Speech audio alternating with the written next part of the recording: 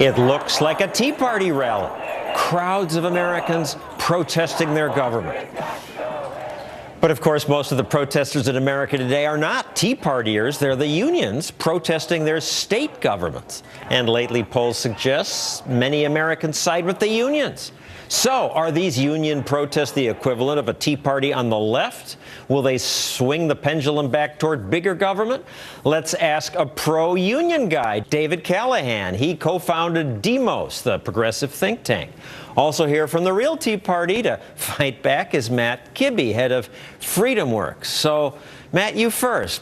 Though first I have to ask, what's with the sideburns really now?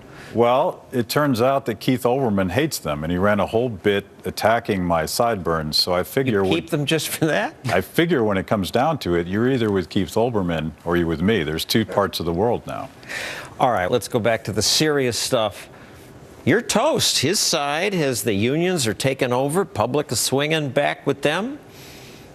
True? I don't think it's true at all. If you look at what's going on in Madison, that is a quite typical special interest protest of government workers who want more benefits. They want more money from their government. The Tea Party is a genuine, honest, small government movement. Your side is special interest. Well, I think we are seeing a watershed movement here with what's happening in Wisconsin. For a lot of people, this has become so much more than just a negotiation between the governor and unions. I mean, we have just come through a decade where the rich have gotten richer. Most of the income gains have gone to the top 1%. We've had a financial collapse triggered by Wall Street greed. The solution of Tea Party people is, hey, let's balance the budgets on the back of teachers, of firefighters, of poor people. Let's close down our park system. And, you know, I think a lot of people feel enough already. This has gone too far.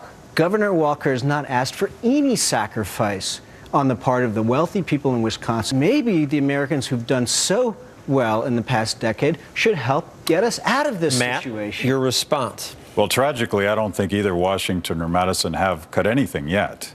And there's some hope that we could get to a modicum of fiscal responsibility. I think what you hear from Tea Party activists is a simple value that government shouldn't spend money it doesn't have. And if you look at government workers in Wisconsin, compare their salaries, their benefits to their equivalent in the private sector, they make twice as much. Twice as much? That's twice as much. More than I'd ever heard. But all right, that's debatable. That's actually not true, Matt. But let's not argue that, David. Let me ask you, your solution on the left is, you're right, the rich have gotten really rich, and at least some of them. Yeah, well, tax them more. Wisconsin's a perfect example. If you're in the top 1%, you save $165,000 a year from those Bush tax cuts, which have been extended during this period of fiscal crisis. So your solution, tax them more. I think a surcharge on the wealthy in Wisconsin has got to be part of the solution. Does it ever work? Do you ever get in more money when you tax them? Don't they leave? Well, you may have remembered the 1990s, a period of great prosperity where Clinton raised taxes on the rich. We had a huge amount of economic growth. That's the federal government. It's hard to leave the country. It's easy to leave your state or to set your business up in another state. Well, you may have noticed that a lot of wealthy people choose to live in states with the highest taxes. New York City, classic example. California has one of the highest taxes. Where are the wealthy people choosing to live? In the states with the highest taxes. So the notion that somehow you're going to drive out innovation and economic prosperity by raising taxes is empirically not true. I thought they were moving out of those high-tax states, going to Florida. The population in New York City continued to try buying an apartment in New York City. The population isn't going up the way it is in these low-tax states. Maryland said, we want to tax millionaires. They said it would take in $100 million. They lost $200 million. Well, people left. Rich people will escape your onerous taxes. Look, I mean, California, New York City, two of the highest tax rates, tax places you can live, filled with rich people. Matt, what about that? California is also filled with debt. They're about to... That's because they won't raise taxes, Matt. I mean, you know, why not ask for shared sacrifice? This is one of the things that is really ticking people off. The sense that, you know, tough times. We all got to pitch in. We got to dig out of this hole. Everybody should do their part, but especially the people who've done the best.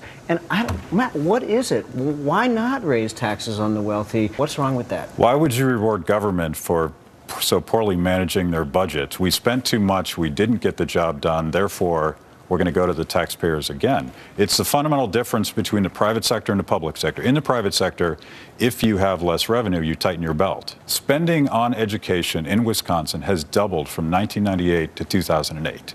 What has performance done? Over 2/3, according to the Department of Education, over 2/3 of 8th graders in Wisconsin can't read at a proficient level. All right, you're addressing the spending, but to more directly, I'll try to answer your question. Yes, I include myself, wealthy people have done very well. And wealthy people do pay the vast majority of taxes already. They could pay more, but who's to say that giving my money to the government means it'll be spent better than if I invest or if I give to a charity? I would think the charity will spend it better than government. You know, look, I think this anti-tax extremism is actually going to lose a lot of moderate supporters of the Tea Party. I mean, this is not your father's Republican Party, right? It's hard to, in the past, when we've had budgetary problems, we have solved them through a combination of budget cuts and tax increases. I mean, that's what Clinton did. That's what Bush did before him. But anti-tax extremism? I mean, the government's taken in $2 trillion. How much you want?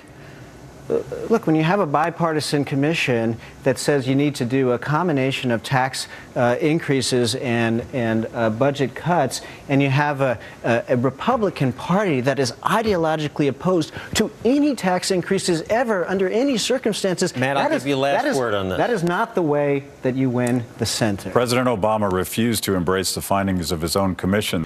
Every tax dollar that is spent in government is, at best, a zero-sum gain taken from the private economy. At worst, it is an inefficient, distortive effect on the economy, and it's a net loss. The last time we raised taxes, we had the biggest economic boom in history, and that was during the 1990s, and a lot of those taxes were on the rich. Clinton did the right thing. It was also a dot-com bubble, but we're out of time. Thank you, Matt Kibbe and David Callahan. When we return, we'll move from the battle at home to the battle abroad. Uprisings in the Middle East. What should we do about it? Should we do anything? Some say our attempts to help only create more terrorists. Maybe we should just get out of the Middle East. We'll fight about that when we return.